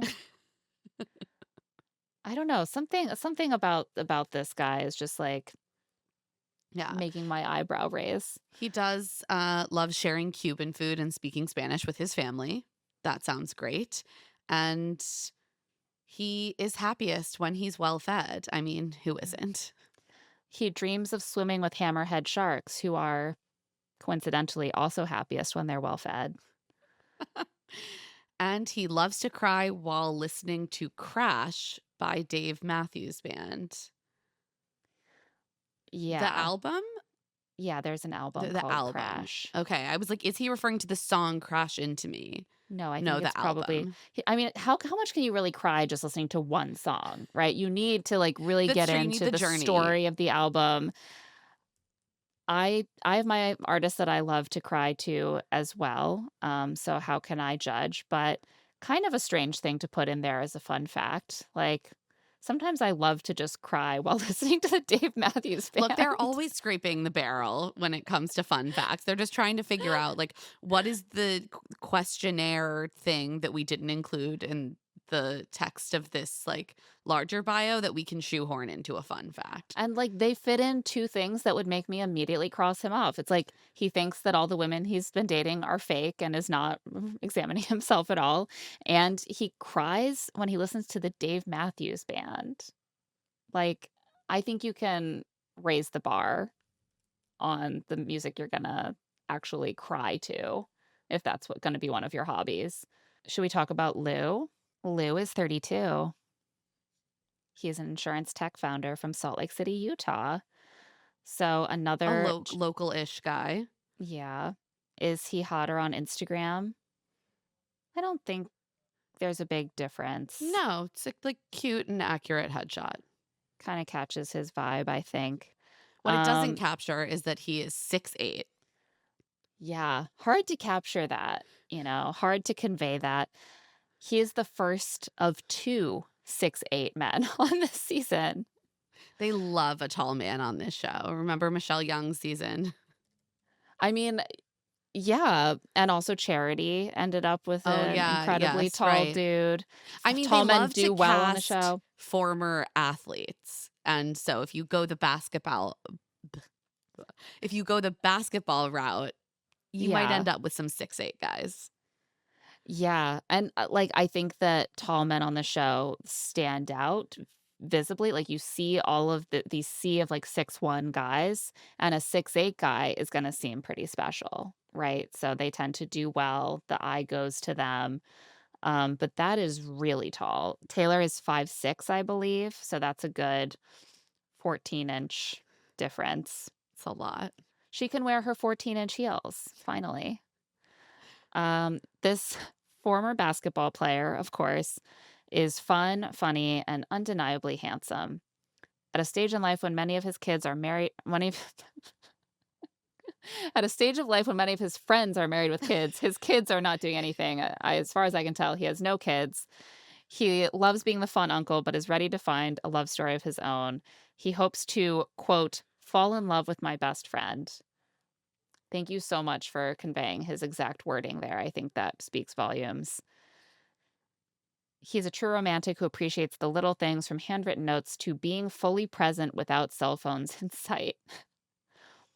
Again, the bar here for being a true romantic as a man is so funny to me. It's like, it's romantic now for a man to simply pay full attention to you for a period of time. I mean, the bar is in hell, Claire.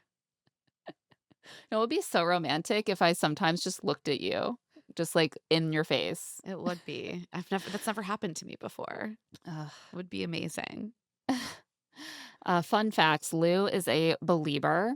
He I'm sorry, I kind of forgot about believers. I know that Justin is still out there doing his I'm like, thing. did he say that, or was he just like, yeah, I like Justin Bieber? Right, like, I would understand him saying that, like probably he said, like, "Justin Bieber is one of my favorite Yeah, artists," and and they're they're like, like, he's a believer. it would be so much funnier to say that this adult man identifies as a believer.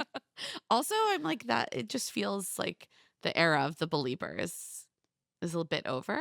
No, I'm sure they're still out there. A true stan never quits. so true. He also Lou loves brunchin' with the boys, not brunching, brunch in. He also Lou once won a twerking competition in Thailand, and I was like, if true, this is actually a genuine fun fact. It's like weird and random. That's the kind of thing you need to have in your back pocket, Yeah. right? That you can just whip out. However, I question, did he actually win, or did he win because it's crazy to see a super tall white man twerking? I feel like the attention grabbing, like, unexpected element to that is gonna do a lot of work for you in a competition, akin to when they did the twerking on Love Island, and I think the men were scored higher That's than the so fair. women because it was like, The "Whoa, look at expectations this are dude trying are to lower.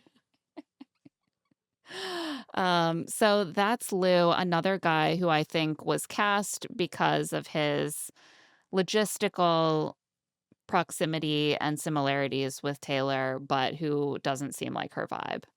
Yeah, I agree. Then we have Malik. Malik is 30. He's a tech executive from Brooklyn, New York. Woo woo.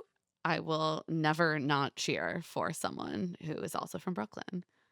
I know. I'm not going to cheer for someone from Brooklyn to move to Utah. No, I think he won't be. I just, wish for Yeah. him to get his time on the show and Yeah. then move forward peacefully. Well, also, he's a tech executive at Meta, which I'm not rooting for, to be transparent, but he works at That's fair. Meta. He loves to cook and eat his way through New York City. Like, this does not sound like a man whose life easily picks up and moves to Provo. No, he's like, I love kids. Well, he does love kids. We forgot to say, is he hotter on Instagram? Hot in both places, This I'd is a say. hot headshot, I think. He loves kids. It says he's especially excited that Taylor is a mom because he loves kids and can easily picture a future filled with school drop-offs, pickups, and family time. I'm sure he can. In New York City. This man Yeah. is not and should not move to Utah, but you know. I do love the realism of his vision of family life. Like, so often people are like, I can't wait to be a dad. I just picture a future of teaching my son to play catch in the backyard and like So dancing around, true. singing to hairbrushes. And he's like, I can't wait to pick my kid up from school. That is what you will be spending most of your time doing, I guarantee. So thank you for being aware of what fatherhood holds for you. He's very open to finding love in an unconventional way. He loves all things Halloween, especially costumes. He'd be really ready to join like the mom talk social circle. A lot of it involves Yeah, theme it parties. does involve theme parties. He once had a mohawk, but he won't show you I, pictures. I was like, Pixar didn't happen, please. I bet you looked amazing with a mohawk. Like, don't be embarrassed. The hairstyles that I have pictures of me out on the internet wearing, Right, like, not please. flattering. He has a playlist for every occasion. See, this is one of I do feel like there are certain elements of his bio where I could see him and Taylor vibing on like the social component of I think like, they're gonna have a good time together. I just yeah, don't think they're gonna end up together. yeah, that's where I'm at. Uh, Marcus is 28. He's a creative director from Elmont, New York. Is he hotter on Instagram? I'd say yes. Yeah, I think so. Like he's swaggy on Instagram. Yeah, good looking guy. Yeah. Uh, get ready for a slam dunk with Marcus, Taylor. This former basketball star turned creative director has a passion for fashion, music, and shooting hoops. This former basketball star played D3 college ball at Purchase College. It's just so fascinating how pretty much all of them are ex-college athletes and which ones they decide to be like, he's a I basketball star, know. and which ones they just pretend it didn't happen. They're like, "Oh, I guess we can't explore the D3 college careers of every single man Yeah. in this. We got to do like every other." Yeah, flip a coin. Um, his idea of the perfect date, watching the sunset over the Brooklyn skyline with a glass of wine, good music, and a stroll along the water. Yeah, I mean, sounds great to that me. sounds great to me. Very convenient for me personally. Yeah, sounds like something that would be hard to do in Provo, but okay. I was like, that's such a great idea. I should do that like tomorrow. Fun facts, Marcus once got attacked by a bird while on a run. I need more details on this incident. What kind of bird? Where? Was it a pigeon? Yeah, I mean, it's giving the birds 1963.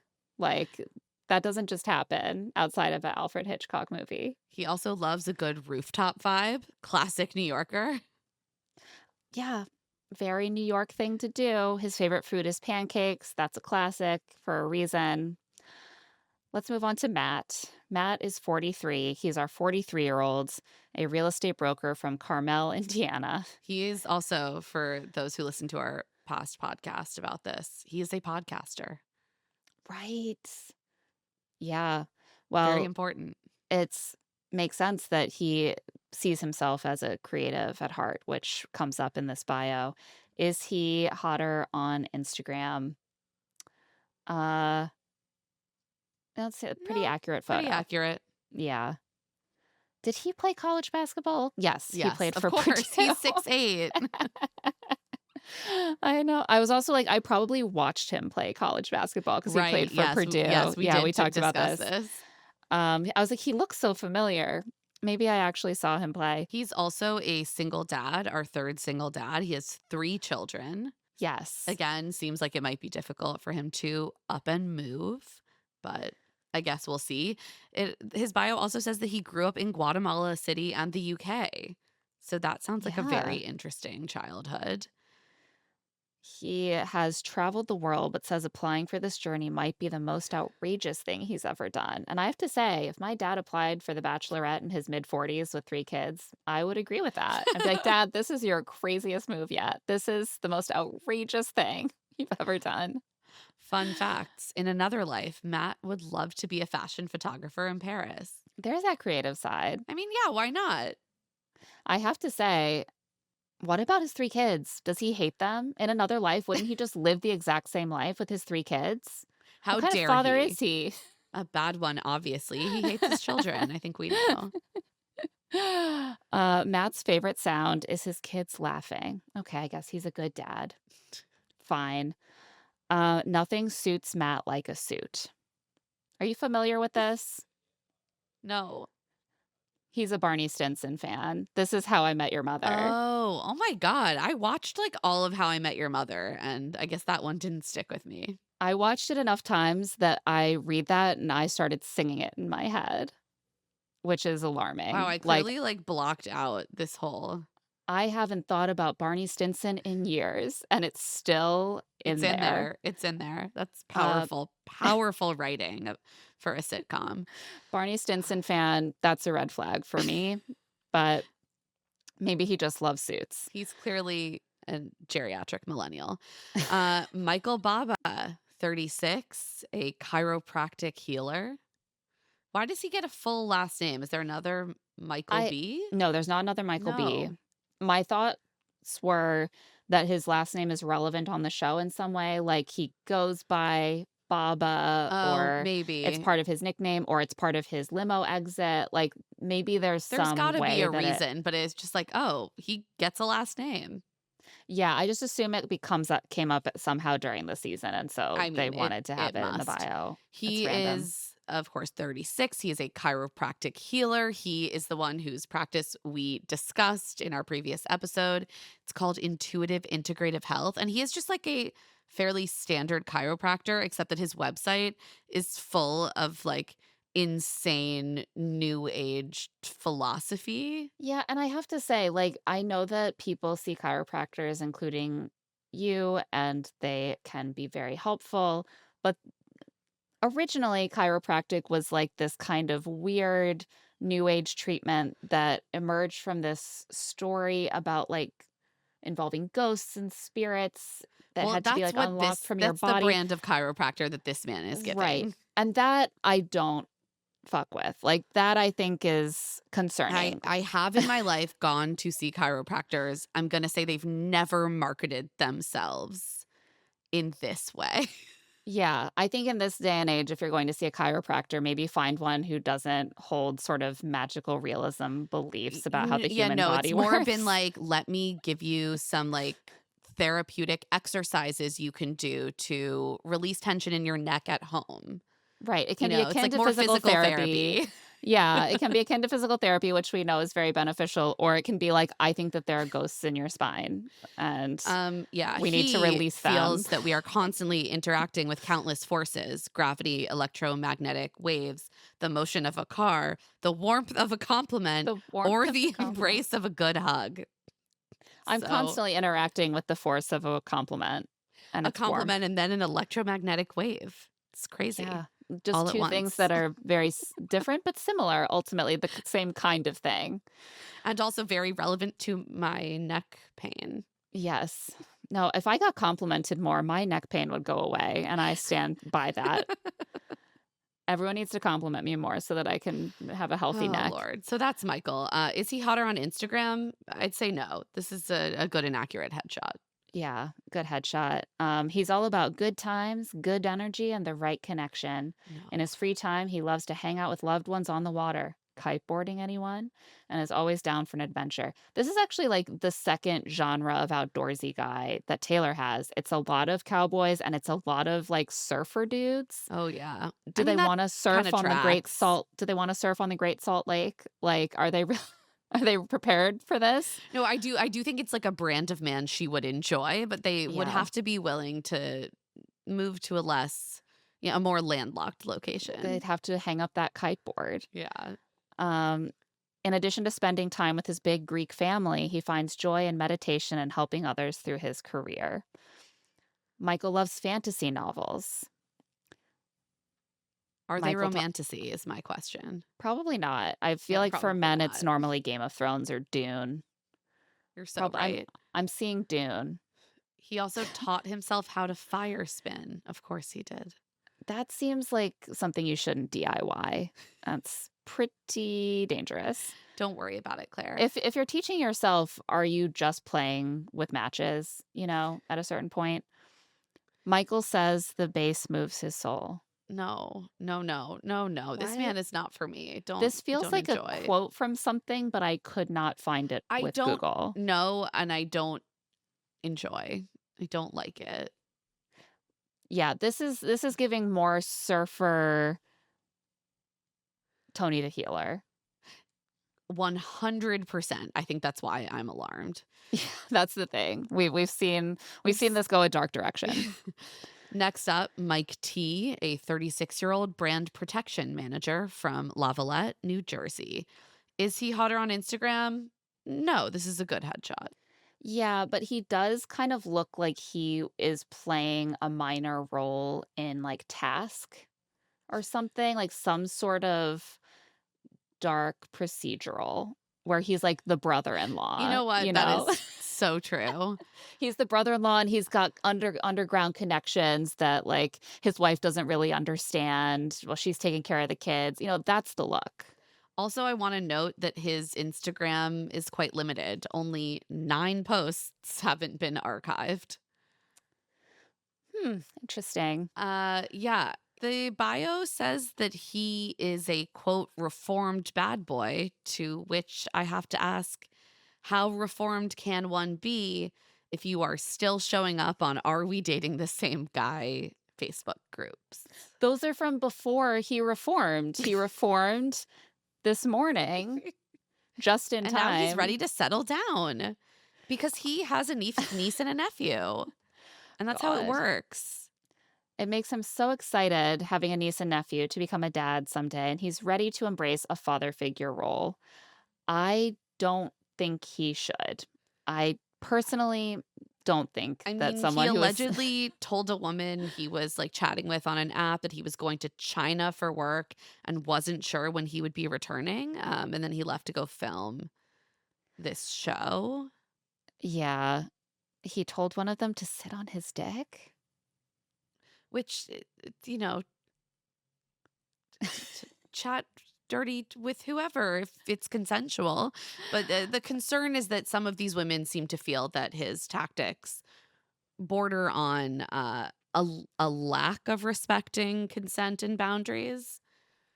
Yeah, one woman described him as, quote, insanely sexual and doesn't seem to take no for an answer. She says that she refused to meet up with him because he was pressuring her for nudes. So I don't love this for anyone.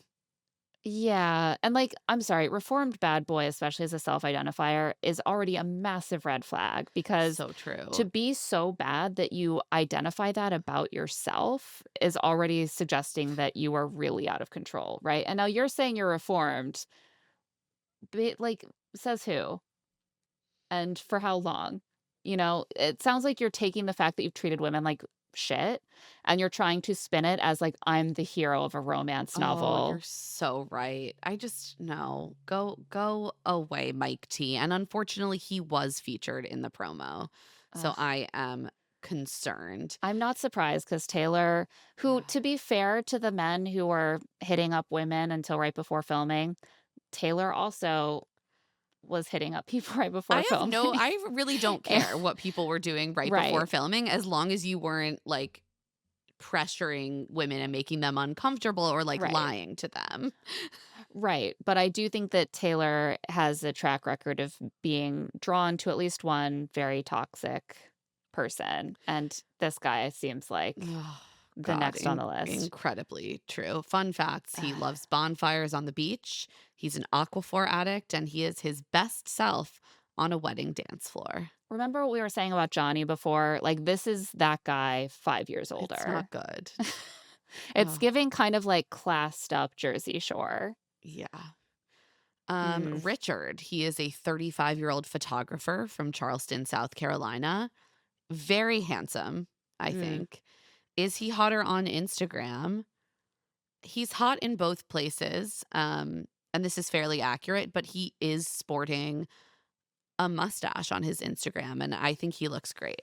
I'm kind of so here for the mustache Same. resurgence. What is it about the Because here's the mustache? thing, if a man can pull off a mustache well, it's hot. Yeah, and I think it hits that sweet spot of like, unfortunately, like traditional masculinity markers of like, I'm not hiding a Mm, weak chin, but I can grow facial hair. I do think that's that's like so part of funny. it is just that simple. All But I know he's is this he's man very is handsome. handsome. Oh, and like great mustache. Yeah. He is a photographer, as we said, but like kind of a accomplished like professional photographer, Yeah. former cinematographer. I think his work is beautiful. And we talked more about it in our previous episode about the guys.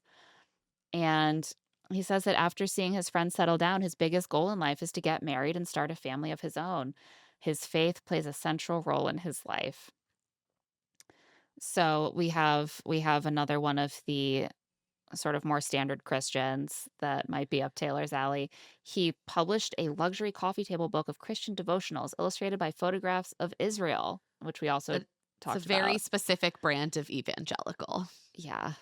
Um it's like you don't see it coming. You're like, wow, this is kind of like a globe-trotting high-end photographer, and then it's like, bam, evangelical devotional coffee table book. The He never type. yeah. He never misses a chance to go surfing. Another surfer. He loves hunting for shark teeth, and he is thankful for Thanksgiving. They ran out of fun facts. Thankful for Thanksgiving is so funny to me. That's not a fun fact. That's not a That's fact. That's nothing. nothing. It's nothing. I can't stop laughing at it. I can't believe that was included. Like, how did this even come up? I have questions. Are they just trying to make it fun to say that Thanksgiving is his favorite holiday? I guess.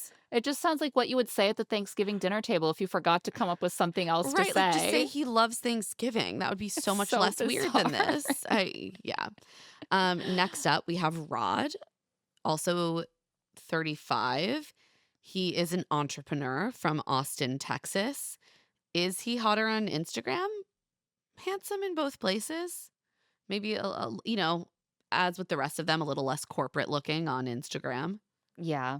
Serving up Mr. Right, Rod is a friendly entrepreneur with a big personality and an even bigger desire to find his forever partner. After serving in the military for 17 years, Rod shifted gears to start his own business supporting kids in the foster care system.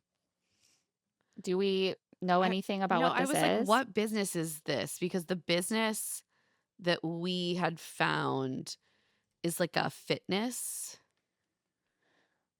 business. I'm like, does that I'm going LinkedIn. I'm going to the source. like he's a nutrition and physical fitness coach and YouTube.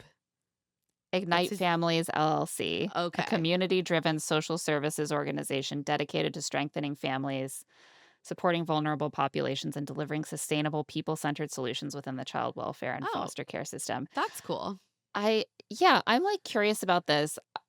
It doesn't seem like a rich area for a business. Like, Well, does that's he mean yeah, a I had a lot nonprofit? I was very confused. Right, like, that doesn't seem like something that should be or typically would be a For for-profit profit? business, so I'm, like, kind of confused about how this is framed and, like, what the specifics are of the work that they do, but it does seem like it's a thing that exists, and that is how his primary, like, LinkedIn, It's yeah, and it's profession. interesting because in his Instagram bio, it's like, "I'm a fitness Well, you know coach." why? It's probably because he does that on Instagram, like, that's how he monetizes Right. Instagram, and it's not where he does his foster care business work. That He's just like, "On Instagram, I do training," and so it's a more specific slice of his professional life. Yeah, on the Better Business Bureau website, it says that Ignite Families provides community-based services, including home-based casework, homemaker parent aid, family resource support for foster families, supervised family visits, home-based therapy tutoring, domestic violence family preservation, truancy services, and parent education. So, Interesting. yeah, Yeah, I'm curious to know more about that, but, maybe we'll hear about it on the show. We yeah, he seems like a shall very see. busy guy, though. He's got a lot going on, in addition to this, as we know, he is a nutrition and physical coach along with a seriously great cook. Look, I love a man who can cook. Also, acts of service are his love language. It makes sense, he's always doing acts of service. Um, Rod loves a good aioli. He admits that it takes him a while to text back. Some would say that it's an act of service to return a text on time. Wow. Got him. He Got also him. loves a Christmas movie marathon, a man Mm. after my own heart. Ron is 28. He's an account executive from San Francisco, California. Is he hotter on Instagram? I'd say a little bit. Yeah, he's a good-looking guy. Not a ton of content on his Instagram. No, it's limited. Only 9 grid posts. Um he knows his worth and what he wants, and that's Taylor. This account executive is looking for someone self-aware, kind, family-oriented, and capable of loving unconditionally. He works at Salesforce, or formerly worked at Salesforce, which St- is time honored, time yeah. honored career trajectory for men who end up in this franchise Yeah, the feeder systems for men into The Bachelor are college sports, the and NFL, Salesforce. and Salesforce. The They're three types of organizations men. that exist primarily to create bachelorette caliber men and push them into that arena. Exactly. He grew up in the Philippines, which is very cool. Mhm. And he takes great pride in his Filipino cooking. I was like, yes, I'm hungry. Tell me more. A lot of these men, it's noted that they are great cooks, which I think is a really important quality in a stepfather or So a agree. father or a man. And so I love that. He's best friends with his mom. And maybe he'd like to be best friends with another mom and also fall in love with her. Does he identify as a hashtag mama's boy? I mean, is it different? Is there a difference between being a mama's boy and being best friends with your mom? Like, are those I different mean, I think it's like flavors? mama's boy. They're like, this is my identity. Yeah. Like, I But like, am a mama's boy. that's true.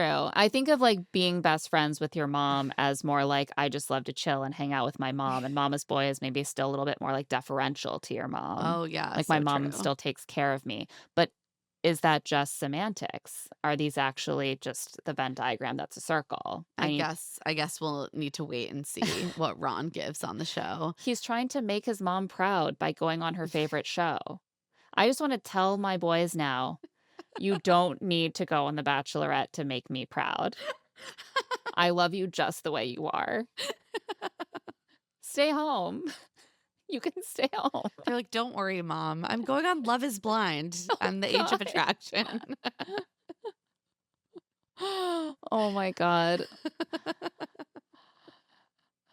I'm I'm like, "You wanna be best friends with your mom? You're not anymore. You're disowned."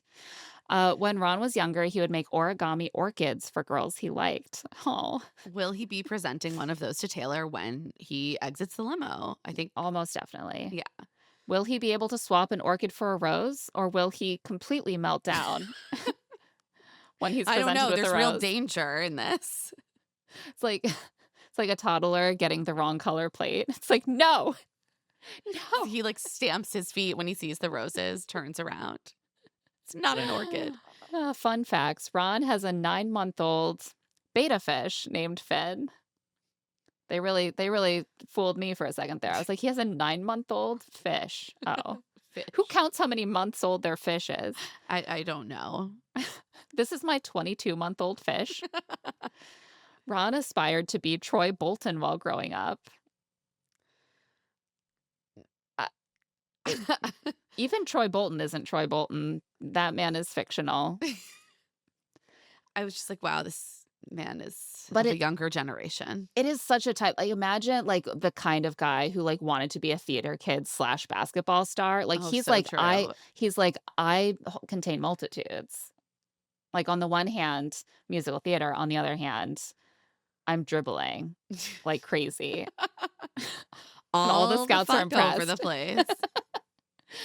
Ron thinks sloths are just pretending to be slow. Okay.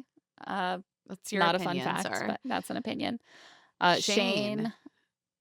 Shane is 28. He's a private wealth planner from Atlanta, Georgia. He's someone else that we saw a good amount of in the promo. Yes, and in like leaked photos. So I'm like, Shane's going to be a major player.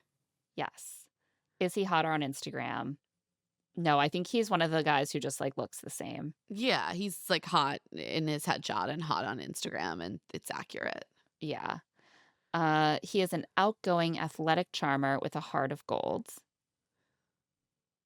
Very See, TFP coded. oh yeah, I was like, Taylor's going to like him. The private wealth planner says he's never met a stranger thanks to his natural ability to connect with just about anyone. I mean, that will serve him well. He's a certified yapper, but he's also an incredible listener. This is definitely coming across like someone who would be prepared to get messy on social, who'll be prepared to do a little TikTok drama. I don't know. No, I I think he could be a good fit. I think he could be on the show. Would he be able to continue working at a law firm that does wealth preservation planning? I He don't won't know. need to once he becomes a certified member of Dad Talk. Yeah, that's the thing. All of these men's jobs are just things that they would have to say goodbye to. Like the less closely they're attached to their career, the better, because they will be joining Dad Talk and they will not have that job anymore very soon. He proudly calls himself his future wife's ride or die and is fiercely loyal to the people he loves. When he's not working, you'll find him trying new restaurants, hitting the beach, squeezing in a workout. He's totally a relationship guy, and Taylor may be the long-term love he's been dreaming of. He's Fun also facts. a massive Uno enthusiast. Okay. Kids love Uno, so, I think that's a good interest to bring to a relationship with the mom of 3. I also love this fun fact. If Shane has something stuck in his teeth, he begs that you tell him. Again, this is not a fun fact. It's and can you imagine, like, if he was asked to think of 3 fun facts about himself that he would say, "I hope that people tell me if I have something stuck in my teeth." Like, what part of the questionnaire did they dig this out I of? do not know. Shane keeps a running note of the best breakfast burritos he's ever had. To that I say, make it publicly available. Yeah. Drop the list. He's an aspiring food fluencer, like, not the only aspiring food fluencer in this cast. Trenton is our last guy. He is 35 and a pro athlete from San Juan Capistrano, California. Is he hotter on Instagram? Yeah, I don't think this is a great picture. It's sort of like head on in a weird way. Yeah, like it's That doesn't fine, but he's definitely hotter on Instagram. Yeah. And he is a 3-time Paralympian. We discussed this in our last episode about the dudes. He knows what it takes to push through challenges, and now he's chasing a gold medal of a different kind. Love. He's chasing the gold You know medal when of you fall in love. love and they present you with a gold medal? Yeah. Now I'm chasing gold medals of a different kind, relationships. Those aren't gold medals. That's a different thing. You're chasing something other than gold medals. Ugh, they're reaching here. They just want to When be like, remember, he was in the Paralympics 3 times. He never won gold, but he did win bronze. That's honestly, he did chase the gold medals. That's He accurate. That's And true. he You're right. He did chase the gold. it's not easy to win a bronze medal. No, And it's truly incredible. I I respect that. I know that I could if I wanted to. When I watch like skeleton or ski jumping, I know that if I really wanted to, I would probably be a medalist. Yeah, I always watch Personally, I've Paralympians never do the long jump, and I'm like, that could have been me.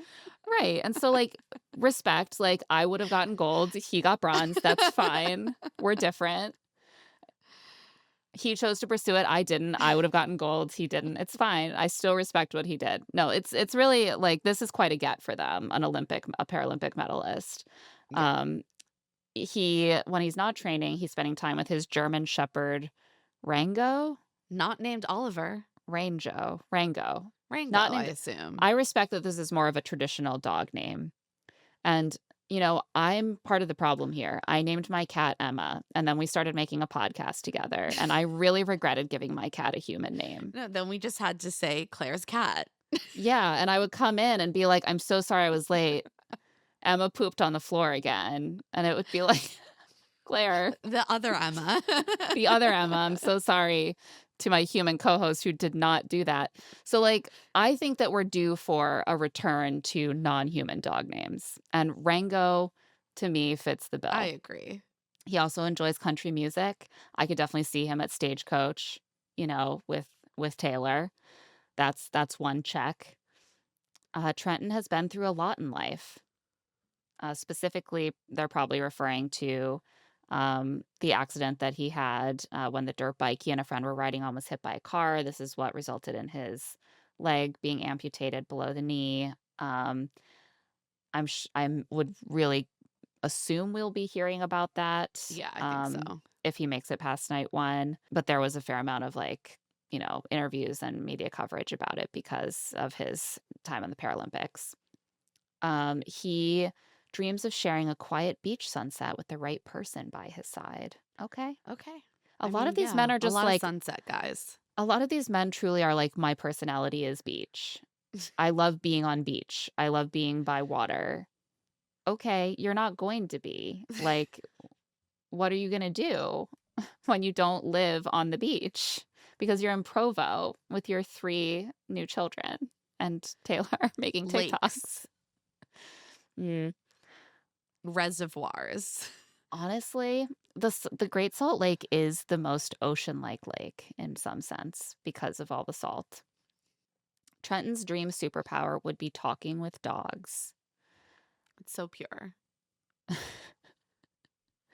I'm like, don't meet your heroes, you don't want to know what they're thinking. Like, I don't want to know what my pets are thinking. Trenton lives with a Mamba mentality. Not super surprising for a professional athlete, but are we still doing Kobe worship? You know, It's I'm just mm, I'm gonna mark that as a bit of a red flag for me. Trenton's favorite flower is a snapdragon. Now this is a green flag. I agree. He could name a flower that isn't a rose, a daisy, or a sunflower. That is impressive. Give this man a gold star. So that's our last guy. Do you Oh, think? what a crew. I am Yeah. so curious to see how this season plays out. I'm worried for everyone involved, but I do think it will be a captivating ride. Yes, I am really fascinated to see how this will go, especially since we just watched Secret Lives of Mormon Wives season 4. And so we really know kind of beat by beat where Taylor was at mentally and physically up until like the day before she filmed that meetup with all of the bachelorettes. And then that night she's gonna meet all these guys. She doesn't seem like she's ready. She doesn't seem like she's in a good headspace. these guys seem like a real mixed bag in terms of who would work for her. But it's hard to even imagine her being open to most of them because we I know know. she's so hung up on one very specific shitty person. And that's going to make it very interesting to even commence this season. But are there any, like, is there anyone that right now you would pick and be like, I think it's going to be this guy? J Doug and Shane are standing out for me. Yeah, I was going to say Casey. And Casey. And not just Casey, because he said that he loved her in the promo, but that doesn't hurt. But, like, he seems like her type, but maybe a sort of more wholesome version of it that she might be like, "This is what I need." yeah, I also think, like, the Madison Cawthorn bestie Cowboy is gonna be in Mm, the mix. I could see that. Well, he's just there to shine his light as a Christian and to show the right And way. we so need that. We really do. I Please just hope minister that to me. I just hope that when he finally finds someone that she's so much better than me that I don't even feel bad about it, you know? And on that note, that is it for this episode of Love to See It with Emma and Claire. If you're watching this on YouTube, remember to like and subscribe to our channel. Love to See It is a presentation of Odyssey. The show is produced by us, Claire Fallon, and Emma Gray. Our production assistant is Tatiana Kane-Smith, who also edits our video. This episode's audio is edited by John Bahar. Our theme music is by Tamar Haviv, and our art is by Aaron Nestor. If you like our show, remember to follow us, rate us 5 stars, leave a review, and of course, spread the word to all of your friends about Love to See It. If you want to get in touch, you can email us at claireandemmapod@gmail.com. You can also find us on TikTok at Love to See It Pod and on Instagram at Claire and Emma Pod. And you can find our newsletter Rich Text on Patreon at patreon.com/richtext.